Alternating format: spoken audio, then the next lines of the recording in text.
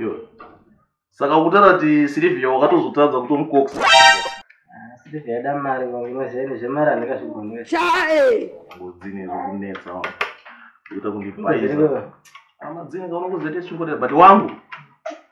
Ona pane hopedza ndukurota mazuva ano shamwari. Ndawa, ndinote.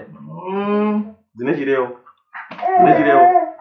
Kuona ndiri kurota ndiri kuchandoka. Ndingona mabeauty maombe chete. Beauty maombe. Waize, pandi chingo mixa nevarungu. Ngoguma mapendekete nevarungu. Inenge hello hi mafito hivi. Bati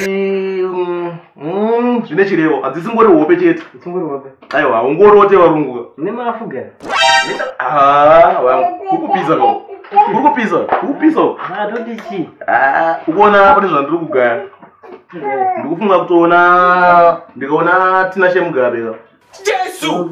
Anogona kundijekesera. Jesus is Lord. Wangu, ndinogona ndiro kuchandoka. Ndikukutaurira mamomza haumanzwisisi mamomza haumatrust. Look at you. Saka mndaraungu pamwe murungu sha ukuona skin yangu. I'm not that dark. Apostle, we have this. Plan. Ndapa dzake nadzo. Aiwa, Fonera Tina. Bata Tina Shemugabe because inini I think handisi kuZimbabwe.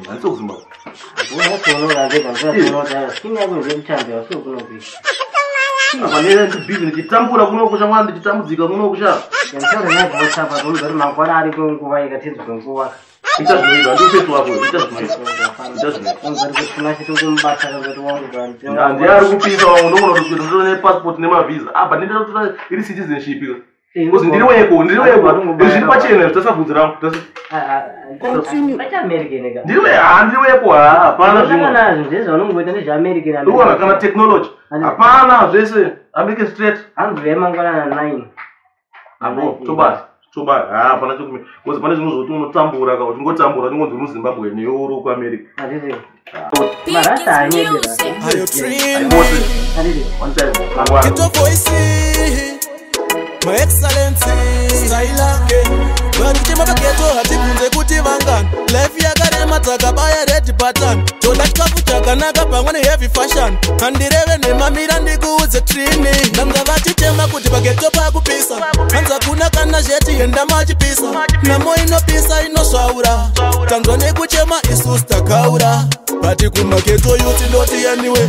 Ngatifare kunge hisiti pa holiday. Opa waita kunge nasira kwa baba day. Namone matambudziko tell them to go away.